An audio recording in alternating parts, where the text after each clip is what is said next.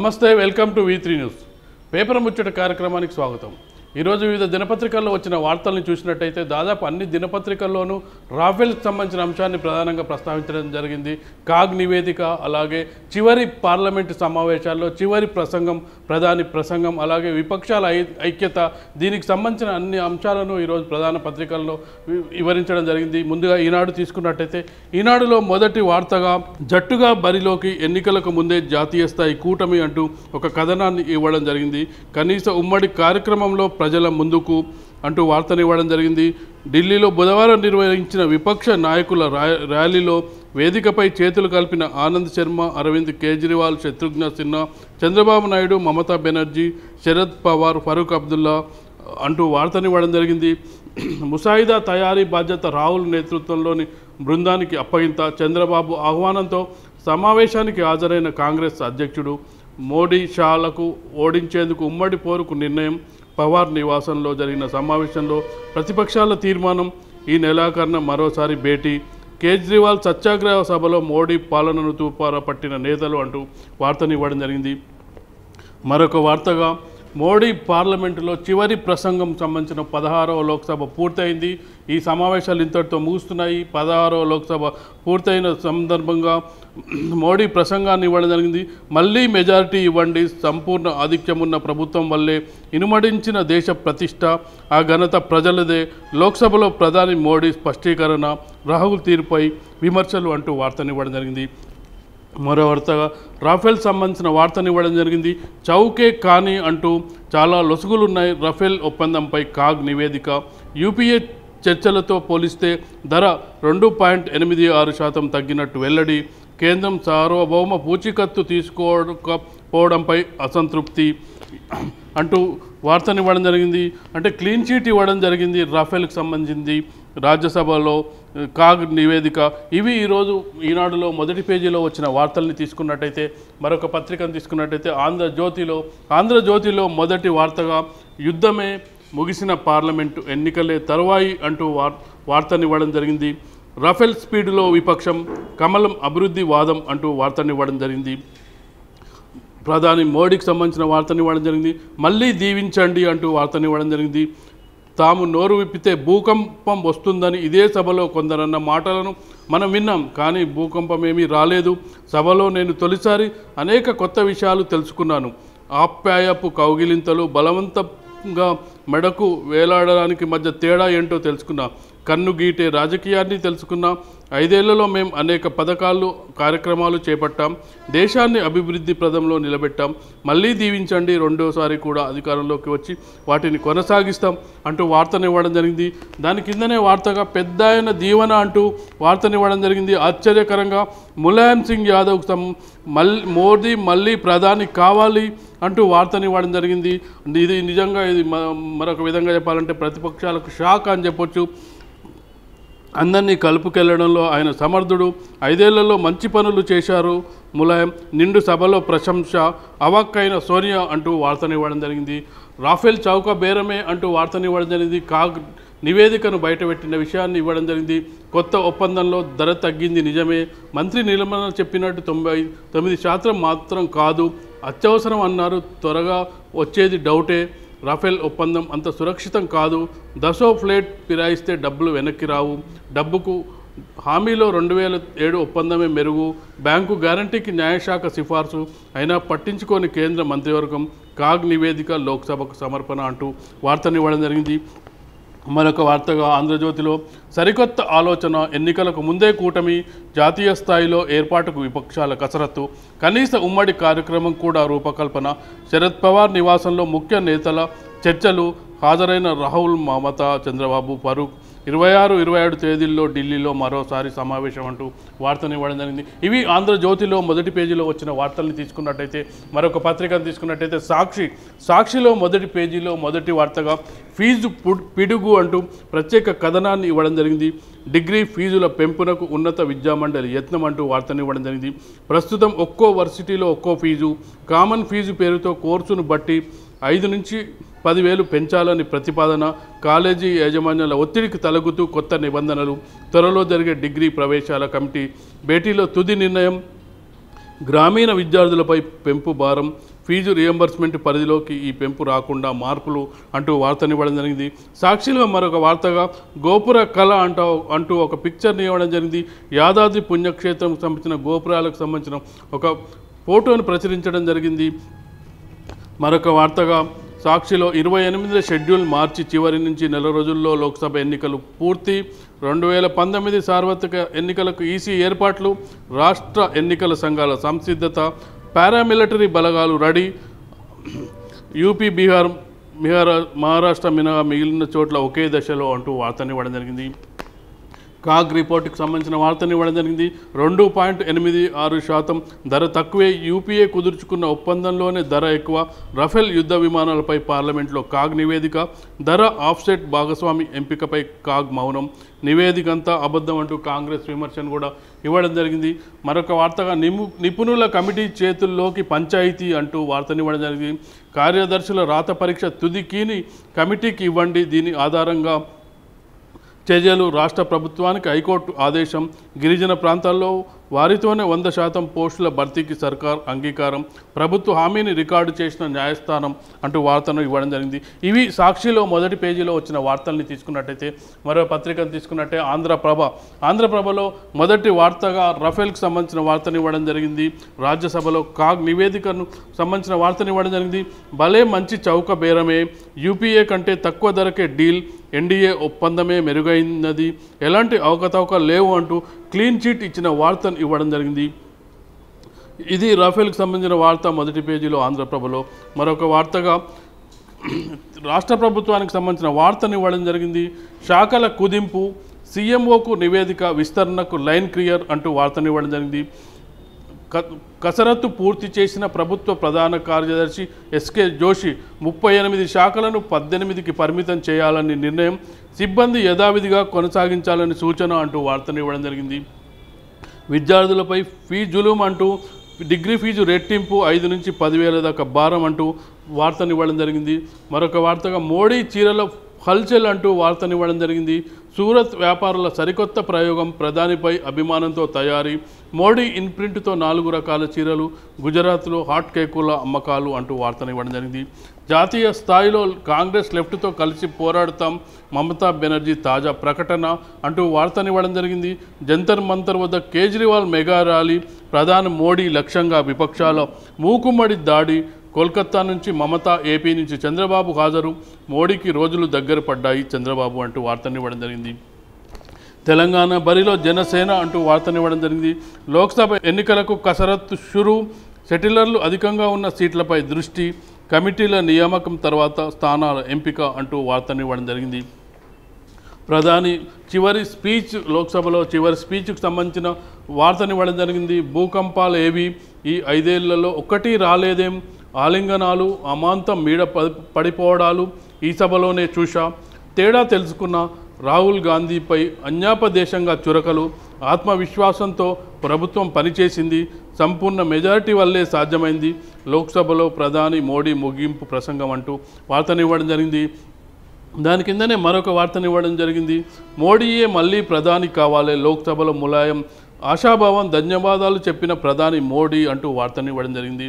London తర్వాత హైదరాబాద్లో ఉద్యోగాల హబ్ అంటూ వార్తనివ్వడం జరిగింది. వచ్చే 3 ఏళ్లలో డెలాయిట్లో 40,000 నియామకాలు అంటూ ఒక ప్రత్యేక కథనాన్ని ఇవ్వడం జరిగింది. పల్లె ప్రగతికి మాస్టర్ ప్లాన్, ఏప్రిల్ నుంచి కొత్త ప్రణాళిక అమలు, కీలక అభివృద్ధి పనుల్లో సిఎస్ఆర్ భాగస్వామ్యం, బంగారు తెలంగాణ సంపూర్ణ అభివృద్ధి లక్ష్యం 2024, ఈ సమయానికి పల్లెలన్నీ సుసంపన్న కేంద్రాలు, సర్కారు ఆదేశాలతో అన్ని శాఖల ప్రణాళికలు సిద్ధం, బలహీన వర్గాల కోసం 100% సబ్సిడీ పథకాలు అంటూ వార్తనివ్వడం జరిగింది. ఇవి ఆంధ్రప్రభలో మొదటి పేజీలో వచ్చిన వార్తల్ని తీసుకున్నట్టయితే, మరొక పత్రికను తీసుకున్నట్టయితే వెలుగు దినపత్రికలో మొదటి వార్తగా లవ్ మ్యారేజ్లకు వేదికలవుతున్న గుళ్ళు అంటూ వార్తనివ్వడం జరిగింది. తిమ్మాపూర్లోని లక్ష్మీ నరసింహస్వామి ఆలయంలో 15 ఏళ్లలో 3500 ప్రేమ పెళ్లిళ్ళు అంటూ వార్తనివ్వడం జరిగింది. మరొక వార్తగా వెలుగులో నాకు ఓ టికెట్ అంటూ వార్తనివ్వడం జరిగింది. ఆశావాహులు ద్వితీయ శ్రేణి నేతల నుంచి కాంగ్రెస్ లోక్సభ టికెట్కు దరఖాస్తులు, ప్రాథమిక సభ్యత్వం లేకున్న అప్లికేషన్లు, అర్జీలను చూసి బిత్తరపోతున్న నేతలు, 3 రోజుల్లో 300 అప్లికేషన్లు, నేటితో ముగినున్న గడువు అంటూ వార్తనివ్వడం జరిగింది. మరొక వార్తగా వెలుగులో తెరపైకి యూపీఏ 3 అంటూ వార్తనివ్వడం జరిగింది. ప్రతిపక్షాల ఐక్యతా రాగం మొదలైన ఉమ్మడి కసరత్తు, శరద్ పవార్ ఇంట్లో కీలక సమావేశం, రాహుల్, మమతా, బాబు, కేజ్రీవాల్ హాజరు, మోడీని గద్దె దించడమే లక్ష్యంగా చర్చలు అంటూ వార్తనివ్వడం జరిగింది. డిగ్రీ ఫీజుల మోత అంటూ వార్తనివ్వడం జరిగింది. త్వరలో పెరగనున్న ట్యూషన్ ఫీజులు అన్ని కోర్సులు 5 నుంచి 7,000 వరకు పెరిగే అవకాశం, పెరిగే మొత్తం విద్యార్థుల నుంచే వసూలు, అన్ని యూనివర్సిటీలో కామన్ ఫీజు, యాజమాన్య కోటాకు 10% సీట్లిచ్చే యోచన, త్వరలో ఉన్నత విద్యామండలి అధికారిక ప్రకటన అంటూ వార్తనివ్వడం జరిగింది. మోడీ రాఫెలే అగ్గువ, రాఫెల్ డీల్పై మళ్ళీ కాకరేపిన కాగ్ రిపోర్ట్ అంటూ వార్తనివ్వడం జరిగింది. మోడీ ప్రసంగానికి సంబంధించిన వార్తను కూడా హైలైట్ చేయడం జరిగింది. 5 ఏళ్లలో దేశాన్ని దారిలో పెట్టిన 1400 పాత చట్టాలని రద్దు చేసి 203 కొత్త చట్టాలు తెచ్చాం. దేశానికి ఆత్మగౌరవం నేర్పడంలో 16వ లోక్సభ సక్సెస్. కౌగిలింతల్లో కుట్రలు, కన్ను కొట్టడంలో సిగ్గులేనితనం ఉంటాయని తెలుసుకున్నాం. ప్రధానిగా పార్లమెంట్లో మోడీ ఆఖరి స్పీచ్, ఉభయ సభలు నిరవధిక వాయిదా అంటూ వార్తనివ్వడం జరిగింది. ఇవి ముఖ్యంగా వివిధ దినపత్రికల్లో వచ్చిన వార్తల్ని చూసినట్టయితే వీటిపై విశ్లేషణ కొనసాగించే ముందు ఒక చిన్న బ్రేక్ తీసుకుందాం. ఇప్పుడు ఒక చిన్న బ్రేక్.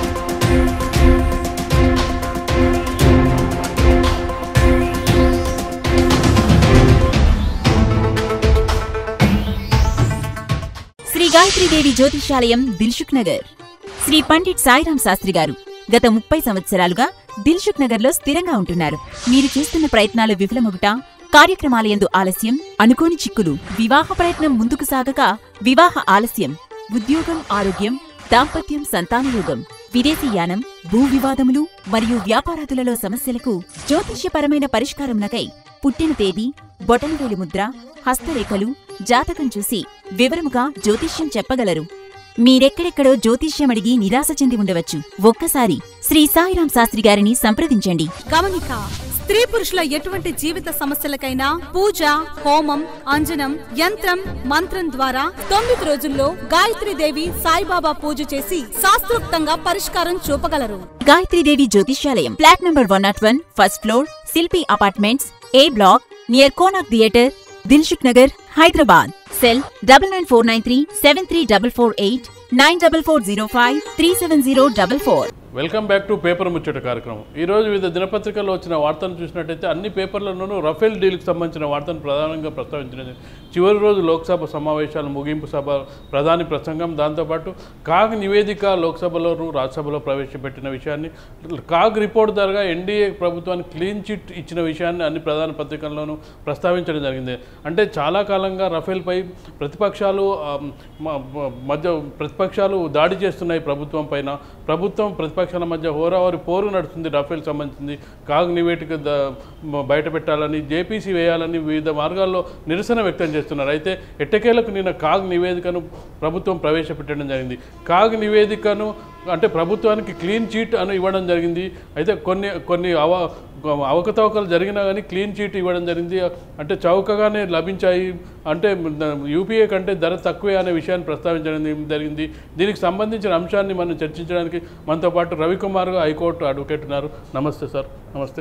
కాగ్ నివేదిక గురించి అంటే ఈరోజు అన్ని ప్రధాన దినపత్రికల్లోనూ వార్త ఇవ్వడం జరిగింది. అంటే గత సంవత్సరం కాలం నుంచి రఫేల్ మీద చాలా అంటే రోజు పత్రికల్లో వార్తలు వస్తున్నాయి. రాహుల్ గాంధీ పట్టుబడుతున్నారు, రఫేల్లో కుంభకోణం జరిగిందని సుప్రీంకోర్టుకు కూడా వెళ్ళారు. సుప్రీంకోర్టు కూడా ఎలాంటి అవకతవకలు జరగలేదని ఒక తీర్పు ఇచ్చింది.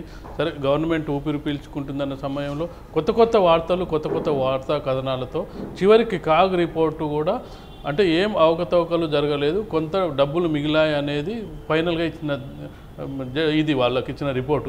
దీన్ని మనం ఏ విధంగా చూడాలంటారు? అంటే ఇవాళ దేశ రక్షణకు సంబంధించి భారత రక్షణ విభాగానికి విమానాల కొనుగోలుకు సంబంధించినటువంటి ఈ రాఫెల్ డీల్లో యూపీఏ ప్రభుత్వం ఉన్నప్పుడు ఇదే ఫ్రెంచ్ ప్రభుత్వంతో డసో ఏవియేషన్ అనే ఒక ప్రైవేట్ సంస్థ, ఫ్రెంచ్ దేశానికి చెందినటువంటి సంస్థతోటి ఒప్పందం జరిగింది. తర్వాత ఎన్డీఏ ప్రభుత్వం వచ్చిన తర్వాత 2016లో మరొక డీల్ కుదుర్చుకోవడం జరిగింది. గతంలో ఉన్నటువంటి దానికి ఇప్పుడు 2016లో జరిగిన దానికి చాలా డిఫరెన్సెస్ ఉంటాయి. అంటే రేటు విషయంలో ఇవాళ కాగ్ రిపోర్ట్ ప్రకారం 2.8% తక్కువ ఉందని చెప్తున్నారు. గతంలో 2006, 2007లో జరిగిన దానికన్నా ఇప్పుడు మెరుగ్గా జరిగింది అంటున్నారు. కానీ ఇవాళ కాగ్ రిపోర్ట్లోనే చాలా స్పష్టంగా ఒకటి చెప్పడం జరిగింది. ఏదైతే పూచికత్తు భారత ప్రభుత్వం చేసుకున్నటువంటి ఈ యొక్క ఒప్పందంలో 2007లో ఫ్రెంచ్ ప్రభుత్వం ద్వారా లెటర్ ఆఫ్ కంఫర్ట్ అనేది ఆ కంపెనీ ఇచ్చేది. అంటే ఇవాళ మనం ఒక్కొక్క విమానానికి 500 పైసలకు కోట్లతోటి కొంటున్నాం. మొత్తం 126 విమానాల్లో డసో కంపెనీతోటి మొదటగా 18 విమానాలు అందజేయాలని యూపీఏ ప్రభుత్వం అనుకుంటే, ఇవాళ ఎన్డీఏ ప్రభుత్వం వచ్చిన తర్వాత ఏకంగా 36 విమానాలకు తీసుకుపోయింది. ఒక్కొక్క విమానానికి 526 కోట్ల రూపాయలు, అంటే వేల కోట్ల రూపాయలు ఇవాళ మనం ఒక ఫ్రెంచ్లో ఉన్నటువంటి ఒక ప్రైవేట్ సంస్థతోటి ఒక ఒప్పందం జరిగింది. ఆ ఒప్పందం జరిగినప్పుడు ఒక గ్యారంటీ అనేది ఉండాలి. ఇవాళ డసో ఏవియేషన్ ఇక్కడ అనిల్ అంబానీకి సంబంధించినటువంటి కంపెనీలు వారి మధ్య ఒప్పందంగా ఇది జరిగింది. ఒకవేళ డసో కంపెనీ కనుక ఈ ఒప్పందాన్ని ఉల్లంఘిస్తే, వారు అనుకున్నటువంటి టైంలో కనుక డెలివరీ చేయకుండే ఎవరు బాధ్యత వహించారనేది ఒక ప్రధానమైనటువంటి ప్రశ్న. ప్రభుత్వం ఏమాత్రం ఒక అనుభవం లేనటువంటి అనిల్ అంబానీకి సంబంధించినటువంటి కంపెనీతో డసో ఏవియేషన్ అనేటువంటి ఒక సంస్థతో జరుగుతున్నటువంటి ఒప్పందంలో లెటర్ ఆఫ్ కంఫర్ట్ అనేది కనుక ఇచ్చేది ఉంటే ఫ్రెంచ్ ప్రభుత్వమే భారత ప్రభుత్వానికి ఇస్తున్నట్టు. ఒకవేళ వాళ్ళు చేయకుంటే మేము గ్యారంటీగా ఉంటున్నామని చెప్పినట్టు. కానీ ఇవాళ అలాంటిది ఏం లేకుండా ఒక బ్యాంక్ గ్యారంటీ అనేది 2006లో జరిగినటువంటి ఒప్పందంలో ఉండే. కానీ ఇవాళ అలాంటిది ఏం లేదు. అంటే గతంలో 2 ప్రభుత్వాల మధ్య ఒప్పందం జరిగిందా? యూపీఏ హయాంలో 2 ప్రభుత్వాల మధ్య ఒప్పందం జరిగిందంటారా? డసో ఏవియేషన్కి భారత ప్రభుత్వానికి జరిగింది. డసో ఏవియేషన్కి ఒకవేళ చెల్లించకుంటే మేము పూచికత్తు అని ఇవాళ ఫ్రెంచ్ ప్రభుత్వం చెప్పేది. అప్పుడు చెప్పలేదు. ఇవాళ ఫ్రెంచ్ ప్రభుత్వానికి ఏం సంబంధం లేదు. మనం ఆ ఒప్పందాన్ని కనుక ఉల్లంఘిస్తే, వారు కనుక అనుకున్నటువంటి టైంలో మ్యానుఫ్యాక్చరింగ్ కావచ్చు లేక డెలివరీ కనుక చేయకుంటే, ఇవాళ మనం మళ్ళీ ఒక ఆర్బిట్రేషన్ ఉంటుంది. 2 దేశాలకు సంబంధించినటువంటి ఒక ఆర్బిట్రేటర్ దగ్గరికి పోవాలి, ఆర్బిట్రేషన్ చేసుకోవాలి. ఆ తర్వాత మనం ఆర్బిట్రేటర్ మనకు అనుకూలంగా తీర్పు రావాలి ఆ ట్రిబ్యునల్ తీర్పు ప్రకారం అప్పుడు ఫ్రెంచ్ ప్రభుత్వం మనకి ఏమైనా నష్టపరిహారం చెల్లించాలంటే ఇట్స్ టేక్ లాంగ్ టైం. అంటే ఒకటి విషయం ఏంటంటే గతంలో కూడా డసోనే మనకు సప్లై చేసింది. అప్పుడు ఫ్రెంచ్ ప్రభుత్వం వాళ్ళు మధ్యవర్తి షూరిటీగా ఉన్నారు. అంటే ఈసారి ఉండకపోవడానికి ఫ్రెంచ్ ప్రభుత్వానికి ఉన్న అభ్యంతరాలు ఏంటని మనం అనుకోవచ్చు. అంటే ఇవాళ ప్రభుత్వం కాకుండా ఒక అనిల్ అంబానీకి సంబంధించినటువంటి ఏమాత్రం అనుభవం లేనటువంటి ఒక కంపెనీకి ఇచ్చి ఈ డీల్లో గతంలో జరిగిన దానికి ఇవాళ ప్రతిపక్షం ఆరోపించేది ఒక రకంగా ఉంది. ప్రతిపక్షం ఏం చెప్తా ఉంది, 1600 కోట్లకు మీరు పెడుతున్నారని ప్రతిపక్షం అంటుంది. 526 కోట్ల పైచిలకే జరుగుతుందనేమో, ఇంకా గతంలో కంటే 2.86 తక్కువ ఉందనేమో ఇవాళ కాగ్ రిపోర్ట్ ఇచ్చింది. మరొక వైపు రక్షణ శాఖ మంత్రి ఏమో గతంలో కంటే 8%, 6% ఇంకా మేము తక్కువ డీల్ చేసుకున్నామని రక్షణ శాఖ మంత్రి చెప్తున్నారు. మరి ఇంత ఒక సంవత్సరం పాటు పార్లమెంటును కుదిపేస్తుంది, దేశం మొత్తం అనేక రకాలుగా ఆందోళనలు చేస్తున్నారు. ఇటువంటి సందర్భంలో ఒక జేపీసీ వేయచ్చు కదా. పార్లమెంట్ వల్ల చివరి సమావేశాలు జరిగినాయి. చివరి సమావేశాల కన్నా ముందు ప్రజలకు ఏ విధమైనటువంటి అపోహలు లేకుండా ఒక నీతివంతమైనటువంటి పాలన, అత్యంత వేగంగా ఒక నిర్ణయం తీసుకున్నామని నిన్న పార్లమెంట్లో చెప్తున్నటువంటి మోడీ గారు ఒక జాయింట్ పార్లమెంటరీ కమిటీ వేయచ్చు కదా. అన్ని పక్షాలతోటి జేపీసీ వేసి ఇవాళ విచారణ జరపచ్చు, దాని మీద విచారణ క్లీన్ చిట్ తీసుకోవచ్చు కదా. అంటే వాళ్ళు అనేది ఏంటంటే సుప్రీంకోర్టు కూడా ఎలాంటి అవకతవకలు జరగలేదని క్లీన్ చిట్ ఇచ్చింది. కాగ్ నివేదిక కూడా ఎలాంటి అక్రమాలు లేవు, అంటే గత ప్రభుత్వం కంటే మెరుగైనగానే మేము డీల్ కుదుర్చుకున్నాం. ఇక్కడ సమస్య ఒకటి ఏంటంటే అనిల్ అంబానీకి ఇవ్వడమే సమస్య, లేకపోతే అందులో నుంచి ఏమైనా చిక్కులు వచ్చే అవకాశం ఉందని ప్రతిపక్షాలు భావిస్తున్నాయో? ప్రధానంగా ప్రతిపక్ష ఆరోపణలేమో గతంలో కంటే ఎక్కువ రేట్లకు ఒప్పందం చేసుకున్నారు. ఆ ఒప్పందం మొత్తం అనిల్ అంబానీకి మేలు చేసే, అంటే ఎక్కువ అనేది అయితే ఎక్కడ చూపిస్తలేరు. అంటే సుప్రీంకోర్టు చెప్పలేదు, ఇప్పుడు కాగ్ రిపోర్ట్ కూడా ఎక్కువ అంటే ఒక లొసుగులు మాత్రమే చెప్పింది. కాగ్ రిపోర్ట్ చెప్పిందంటే లొసుగులు ఉన్నాయి, అంటే ఇవే సెక్యూరిటీ బాండ్ లేదు అనే చెప్పింది. కానీ ఒప్పందం విషయంలో ఈ డబ్బుల విషయంలో మాత్రం కాగ్ రిపోర్ట్ కూడా ఇవ్వలేదు. కాగ్ రిపోర్ట్ అంటే ఇవాళ కాగ్ రిపోర్ట్ గతంలో యూపీఏ ప్రభుత్వం ఉన్నప్పుడు అనేక సార్లు ఎన్డీఏకి సంబంధించినటువంటి నాయకులు కాగ్ రిపోర్ట్ అనేది ఒక చెత్త కాగితం, కాగ్కి అసలు కాగ్కి ఏ ప్రభుత్వం అనుకూలంగా ఉంటే ఆ ప్రభుత్వాలకు అనుకూలంగా ఇచ్చేటువంటి ఒక రిపోర్ట్ అని గతంలో అనేక సార్లు చెప్పినటువంటి Bharatiya Janata party NDA UPA అధికారంలో ఉన్నప్పుడు, ఇవాళ యూపీఏ కూడా ప్రతిపక్షంలో ఉన్నప్పుడు అదే చెప్తున్నారు, కాగ్ రిపోర్ట్కి ఏం సంబంధం లేదు. కాగ్ చీఫ్గా ఉన్నటువంటి వ్యక్తి ఈ రఫేల్ డీల్ జరిగినప్పుడు ఆర్థిక శాఖకు ఆయన ప్రధాన కార్యదర్శి, ఆయన కేవలం ప్రభుత్వానికి అనుకూలంగా మోడీ గారికి అనుకూలంగానే కాగ్లో అసందర్భమైనటువంటి అంశాలను పేర్కొన్నారు. కానీ కనీసం ఒక విమానం రేట్ ఎంత అనేది కూడా కాగ్లో పేర్కొనకుండా, అంటే కట్టే విరగకుండా పాము చావకుండా పూర్తి నిజాలతోటి కాగ్ రిపోర్ట్ రాలేదు.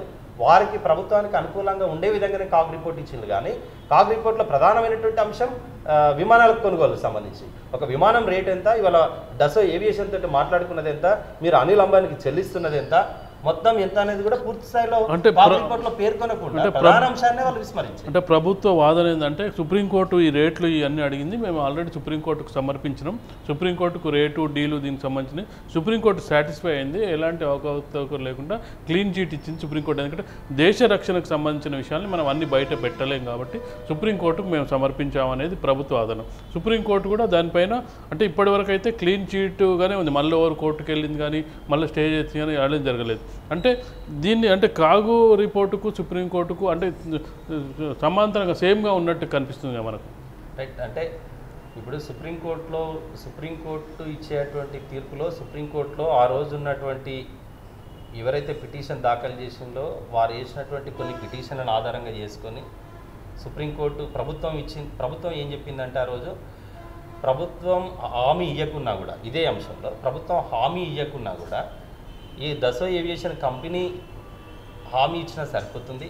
ఇంకొకటి గతంలో 25% బ్యాంక్ గ్యారంటీ ఇచ్చేది 2007లో, ఇప్పుడు ఆ బ్యాంక్ గ్యారంటీ కూడా లేదు.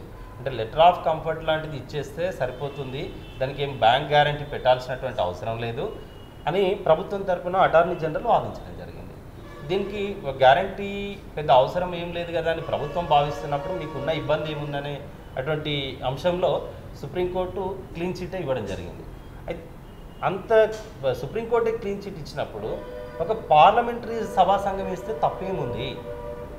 ఇంత తీవ్ర స్థాయిలో నిన్న హిందువులో కూడా గతంలో జరిగినటువంటి ఒప్పందాలను ఈ ఒప్పందాలను రెండింటి కూడా కంపేర్ చేస్తూ చాలా అనేకమైనటువంటి డౌట్స్ను రేజ్ చేయడం జరిగింది. అంటే సుప్రీంకోర్టు దృష్టికి అన్ని అంశాలను తీసుకుపోతేనే సుప్రీంకోర్టు చెప్తుంది, కానీ అన్ని అంశాలను సుప్రీంకోర్టుకు తీసుకుపోయినటువంటి పిటిషనర్ చెప్పకపోయి ఉండొచ్చు. సుప్రీంకోర్టు క్లీన్ చిట్ ఇచ్చింది కాబట్టి మొత్తం క్లీన్ చిట్ అని సుప్రీంకోర్టు ఇచ్చినటువంటి ఒక తీర్పును మళ్ళీ ఎన్నో సందర్భాల్లో దాన్ని మార్చిండు తర్వాత జరుగుతున్నటువంటి పరిణామాల్లో. ఇవాళ సుప్రీంకోర్టుకు పోయినప్పుడు పూర్తి స్థాయిలో వారికి దానికి సంబంధించినటువంటి ఆ పిటిషనర్ అన్ని కాపీస్ తీసుకుపోవడం వల్ల సుప్రీంకోర్టు క్లీన్ చిట్ ఇవ్వచ్చు. కానీ ఇక్కడ అనేకమైనటువంటి అనుమానాలు, ఏమాత్రం అనుభవం లేనటువంటి కంపెనీకి ఇవ్వడం, ఏమాత్రం అనుభవం లేనటువంటి వ్యక్తికి భారత రక్షణ శాఖను అతని చేతుల్లో పెట్టినట్టు, అంటే ఇది దీనివల్ల వేల కోట్ల కుంభకోణం జరిగిందనే దాంట్లో కూడా కొంచెం డౌట్. అంటే కాగ్ రిపోర్టే ఫైనల్ అని ఏం కాదు, ప్రభుత్వం చెప్పింది కాబట్టి నీతిగా జరిగిందని ఏం లేదు, కానీ కొన్ని అనుమానాలు మనలాంటి సామాన్యులు కాగ్ రిపోర్ట్లో కూడా చెప్పింది అది చౌకే కానీ చాలా లొసుగులు ఉన్నాయి. రఫేల్ ఒప్పందంపై కాగ్ నివేదిక యూపీఏ చర్చలతో పోలిస్తే ధర 2.8 తగ్గినట్టు వెల్లడి. కేంద్రం సార్వభౌమ పూచికత్తు తీసుకోకపోవడంపై అసంతృప్తి. మేజర్ ఏంటంటే అసలు ఇది పూచికత్తు విషయంలోనే ఇక్కడ ఫ్రెంచ్ ప్రభుత్వం ఇన్వాల్వ్ కాకుండా ఓన్లీ కంపెనీతోటే డీల్ కుదుర్చుకుంది, అదొకటి. ఇంకొకటి కొత్త కంపెనీకి ఇవ్వడం. అంటే ఈ రెండే మేజర్గా అనుమానాలు వస్తున్నాయి ప్రస్తుతానికి. రైట్. ఇప్పుడు మనం ఒక కాంట్రాక్టు, ఒక పెద్ద కాంట్రాక్టు, 1000 కోట్ల కాంట్రాక్టు ఏదో చిన్న అసలు అనుభవం లేనటువంటి కంపెనీకి కాంట్రాక్టర్కి ఆ పెద్ద కాళేశ్వరం లాంటిదో పోలవరం లాంటి కాంట్రాక్ట్ ఇచ్చేది ఉంటే కడతాడా? అవుతుందా? అంటే అలాంటి అనుమానాలు ఒక మామూలు వ్యక్తిని తీసుకుపోయి అంత పెద్ద కాంట్రాక్ట్ ఇచ్చినప్పుడు ఏ విధమైనటువంటి డౌట్ ప్రజలకు వస్తుందో ఇవాళ అలాంటి డౌట్ ప్రజలకు వచ్చింది. అనిల్ అంబానీకి అసలు రక్షణ శాఖకు విమానాలకు అనుభవం లేదు, అలాంటి అవకాశమే లేదు. కాబట్టి వీళ్ళు అలాంటి అనుమానాలు, గతంలో ఉన్నటువంటి ఒప్పందాలను వీళ్ళు ఎందుకు ఉల్లంఘించిందంటే వీళ్ళకు కొంత మేలు జరుగుతుంది అనేటువంటి ఉద్దేశంతో, ఈ కాంట్రాక్టర్కు ఈ మేలు జరగాలనేటువంటి ఉద్దేశంతో భావించినట్టుగా ఇవాళ ప్రతిపక్షం అనుకుంటుంది. దాని ప్రజలుగా కూడా మేము కొంచెం అనుమానాలు నిజమే కావచ్చేమనేటువంటి పరిస్థితి ఉంది. సరే, సుప్రీంకోర్టు ఇచ్చింది. ఇవాళ కాగ్ రిపోర్టు పెద్ద గతంలో కన్నా అంత పెద్దగా ఇబ్బంది ఏం లేదు ఈ 2 ఒప్పందాల వల్ల అని చెప్పడం వల్ల కొంత సామాన్య ప్రజలుగా సరే సంతోషమే, సర్లే కొంచెం ప్రభుత్వానికి మేలే జరిగిందని అనుకోవచ్చు. కానీ ఇవాళ ప్రజలకు ఉన్నటువంటి ఆ పూర్తి డౌట్స్ని కూడా క్లారిఫై చేసేది ఉంటే బాగుండేది. ఇవాళ చివరి పార్లమెంటు సమావేశాలు ముగిసినటువంటి సందర్భంలో మళ్ళీ రాబోయేటువంటి ఎన్నికలకు కూడా ఇవాళ ప్రభుత్వానికి కూడా బాగుండేది. ఒక జేపీసీ లాంటిది వేసి ఒక పూర్తి స్థాయిలో ఒక క్లారిటీ ఇచ్చేది ఉంటే, జరిగిన డీల్పై క్లారిటీ ఇచ్చేది ఉంటే, నీతివంతంగా మోడీ గారి పాలన సాగిందని గత 4.5 సంవత్సరాలుగా చెప్తున్నారు. కాబట్టి ఈ యొక్క మరక కూడా లేకుండా ప్రభుత్వానికి బాగుండేదేమో. నిజానికి అట్లా చేసి ఉంటే ప్రతిపక్షాలకు కూడా ఇవాళ ఒక అస్త్రం దొరికినట్టు అయిపోయింది. ఏదో జరిగిపోయింది, దీంట్లో కుంభకోణం జరిగిందనే దాంట్లో ప్రతిపక్షాలకు ఒక ప్రధానమైనటువంటి అస్త్రంగా మారింది. కానీ ఆ ఒక్కదాంతో ప్రజలకు ఒక క్లారిటీ ఇస్తే బాగుండేది అనేది నా అభిప్రాయం. అంటే ప్రజలు అంటే రాఫెల్ డీల్ విషయంలో అంటే చాలామందికి అంటే చదువుకున్న వాళ్ళకే అంటే చాలామందికి అర్థం కాని విషయాలు చాలా ఉన్నాయి. అసలు రాఫెల్ డీల్ ఒక్కొక్క రకంగా ఒక్కొక్క రోజు వస్తుంది. ఒకనాడు హిందూ పేపర్లో ఒక వార్త వస్తుంది, రాహుల్ గాంధీ ఒక వర్షన్ ఉంటుంది, ప్రభుత్వం ఒక వర్షన్ ఉంటుంది, అంటే డిఫెన్స్ మినిస్టర్ది ఒక వర్షన్ ఉంటుంది. అంటే ఈ కన్ఫ్యూజన్ల మధ్య అసలు ఏంది రాఫెల్ డీల్ అనేది ఒక్క విషయమే తెలుసు, ఒక ప్రైవేటు వ్యక్తికి ఇచ్చారు, అతని ద్వారా లాభం పొందారని అంతవరకు మాత్రమే తెలుసు. కానీ అసలు అందులో ఒప్పందాలు ఏందనేది ఇప్పటివరకు సామాన్య మానవులకు ఎవరికి తెలియని విషయం. అది అంటే దీంట్లో మొత్తం 128 విమానాల కొనుగోలు సంబంధించినటువంటి మొత్తం అంశం. దీనికి 128లలో 16 మాత్రం ఫ్రెంచ్లో తయారు చేసి మనకి ఇవ్వాలి అనేది మొదటి ఒప్పందం. ఇవాళ ఎన్డీఏ ప్రభుత్వం వచ్చిన తర్వాత 38 విమానాలు తయారు చేసి ఇవ్వాలనేది ఒప్పందం జరిగింది. ఆ 38 విమానాలు వాళ్ళు సంవత్సరానికి 11 మాత్రమే చేయగలుగుతారు. తయారు చేసేటువంటి కెపాసిటీ డసో ఏవియేషన్కి 11 మాత్రమే చేయగలుగుతుంది. ఆ 38 మనకు చేసి ఇవ్వాలంటే మనకన్నా ముందు 100 ఎబో ఉన్నారు మిగతా దేశాలకు సంబంధించినటువంటి ఒప్పందాలు. ఒక 7 సంవత్సరాల తర్వాత మనకు వస్తుంది. ఆ తర్వాత మిగతా 126లో 36 పోతే రిమైనింగ్ 90 80 అది ఎవరు తయారు చేసి ఇవ్వాలంటే ఇక్కడ అనిల్ అంబానీతోటి కుదుర్చుకున్నటువంటి ఒప్పందం డసో ఏవియేషన్, అనిల్ అంబానీకి సంబంధించినటువంటి సంస్థలు వాళ్ళకు ఒప్పందాన్ని కుదుర్చుకొని ఇక్కడ తయారు చేసి ఇవ్వాలి. ఇది పూర్తిగా డీల్. అయితే అనిల్ అంబానీ కంపెనీకి సంబంధించి ఏ విధమైనటువంటి ఆయనకు అనుభవం లేదు, ఏం లేదు. ఏదో వార్తాపత్రికలు వచ్చింది, 5 విమానాలు రెడీ అయినాయి, మేము పంపిస్తున్నాము నావిగేషన్ రక్షణ శాఖ అనేది ఏదో పత్రికకు సంబంధించిన వార్తా కథనాలు వచ్చింది. 5 విమానాలను రెడీ చేసింది అనిల్ అంబానీ కంపెనీ అన్నట్టు ఒక వార్త. అనిల్ అంబానీకి సంబంధించి అసలు ఇప్పుడు రెడీ చేసే ప్రశ్నే ఉత్పన్నం కాదు. ఎందుకంటే ముందుగా ఫ్రెంచ్ నుండి డసో ఏవియేషన్ పంపించిన తర్వాతనే రిమైనింగ్ 126లో రిమైనింగ్ 36 పోతే రిమైనింగ్ మాత్రం ఇండియాలో తయారు చేయాలనేది ఒప్పందం. ఇండియాలో తయారు చేసేదానికి అనిల్ అంబానీ సపోర్ట్. అనిల్ అంబానీకి ఎందుకు ఇచ్చిండంటే మోడీ గారు అనిల్ అంబానీ డసో ఏవియేషన్ కంపెనీతో మాట్లాడొచ్చిన తర్వాత భారత ప్రతినిధి బృందం ప్రధానమంత్రి మోడీ గారితో కలిసినటువంటి ఒక పారిశ్రామికవేత్తల బృందం ఫ్రెంచ్కి పోయిన సందర్భంలో ఆ బృందంలో అనిల్ అంబానీ కూడా ఒక వన్ ఆఫ్ ద మెంబర్. కాబట్టి వాళ్ళు ఇన్ని అనుమానాలు వ్యక్తమవుతున్నాయి. ముందే పోయి అనిల్ అంబానీ మాట్లాడుకొని తర్వాత భారత ప్రధానమంత్రితో కూడినటువంటి బృందంలో పోయి ఆయన కంపెనీకి ఇక్కడ మాట్లాడుకున్నారు అనేది ఇవాళ ఈ మొత్తం ఎపిసోడ్కు ప్రధానమైనటువంటి కారణం. అయితే ముందుగా ఆ కంపెనీ తయారు చేసి ఇచ్చిన తర్వాతనే ఇక్కడ భారతదేశంలో అనిల్ అంబానీకి సంబంధించినటువంటి సంస్థ ఆధ్వర్యంలో డసో ఏవియేషన్ తయారు చేస్తుంది. ఇవి తయారు చేయడానికి చాలా టైం పడుతుంది. అయితే గతంలో కంటే ఇప్పుడు మనకి ఇవాళ కాగ్ రిపోర్ట్ ద్వారా తెలిసింది ఏంటంటే 2.86 చౌక అనేది ఏదైతే కాగ్ రిపోర్ట్ ఇచ్చిందో ప్రజలుగా మనకు కావాల్సింది ఎవరు తయారు చేసినా పర్వాలేదు. అంటే ఇంకొకటి ఏంటంటే ఇది చర్చలు అనిల్ అంబానీతో చర్చలు 2014 ముందే ప్రారంభమైన డసోత్ అనేది కూడా ఒక అంటే నిన్న చర్చల్లో వచ్చిన అంశం. ఇది కొత్తగా మోడీ ప్రారంభించింది కాదు. 2012, 2014లో కూడా అనిల్ అంబానీ చర్చలు జరిపిండి వాళ్ళతోటి. దాని ఫలితంగానే తర్వాత ఇవ్వడం జరిగింది అనేది అంటే బీజేపీ నాయకుల ప్రకటన. ముందుగా 2007లో యూపీఏ ప్రభుత్వంతో అగ్రిమెంట్ జరిగింది. ఆ తర్వాత మళ్ళీ రీఅగ్రిమెంట్ భారత ప్రధానిగా నరేంద్ర మోడీ గారు వచ్చిన తర్వాతనే జరిగింది. నరేంద్ర మోడీ రావడానికన్నా ముందే అనిల్ అంబానీ మాట్లాడింది. అది 2012లోనే మాట్లాడింది అనేది వాళ్ళ ఇది. అంటే ఎగ్జాక్ట్గా మనకి ఇయర్ అంటే బీజేపీ నాయకులు వివిధ చర్చల్లో చెప్పింది ఏంటంటే గతంలో అనిల్ అంబానీ ఆల్రెడీ వాళ్ళతోటి డసో కంపెనీతో టచ్లో ఉండు, వాళ్ళతో మాట్లాడుతుండు. మేము ఈసారి అవకాశం అనిల్ అంబానీకి ఇచ్చినాం. ఈ చర్చలన్నీ యూపీఏ హయాంలోనే ప్రారంభమైన ఆ చర్చల ప్రక్రియ అనేది వాళ్ళ యొక్క ఆరోపణ. అంటే వాళ్ళ యొక్క నిజమో అబద్ధమో తెలియదు కానీ బీజేపీ నాయకులు చేస్తున్న ప్రకటనలు. ఇవాళ ఒక వ్యక్తికి వారు యూపీఏలో కలిసినా ఎన్డీఏలో కలిసినా ఎవరి ప్రభుత్వ హయాంలో కలిసినా కూడా ఒక అనుభవం లేని దానికి భారత రక్షణకు సంబంధించిన విషయం అండి. ఇవాళ మనకు చుట్టూ చైనా తోటి ఇక్కడ పాకిస్తాన్ తోటి ప్రతిరోజు నిత్యం ఒక వార్ జరుగుతున్నటువంటి సందర్భంలో మన రక్షణ శాఖ చాలా పటిష్టంగా ఉండాల్సినటువంటి సందర్భంలో ఏ మాత్రం అనుభవం లేనటువంటి కంపెనీలకు రక్షణ శాఖకు సంబంధించినటువంటి ఇవ్వడం అనేది ఇవాళ భారతదేశం మొత్తాన్ని వాళ్ళ చేతిలో తాకట్టు పెట్టడం లాంటిది. ఇవాళ రక్షణ శాఖకే రక్షణ లేకుండా పోతున్నటువంటి సందర్భం, రక్షణ శాఖలోనే ఒక నిజాయితీగా నీతిగా ఉండాల్సినటువంటి వ్యవస్థను ఎవరో ప్రైవేట్ వ్యక్తికి ఇవ్వడం వల్ల అనేకమైనటువంటి అనుమానాలు రావడంలో పెద్ద ఆశ్చర్యం ఏం లేదు. చూద్దాం రవికుమార్ గారు, thank you V3 news paper ముచ్చట కార్యక్రమానికి వచ్చినందుకు. అయితే ముఖ్యంగా ఇది ఎన్నికలతో అయిపోద్దా, ఎన్నికల తర్వాత కూడా రఫీల్ కుంభకోణానికి సంబంధించిన అంశం ప్రధానంగా చర్చకు వస్తుందా చూడాల్సిన అవసరం ఉంటుంది. ఇది పేపర్ ముచ్చట కార్యక్రమం. తిరిగి రేపటి కార్యక్రమంలో కలుసుకుందాం. అంతవరకు సెలవు, నమస్కారం.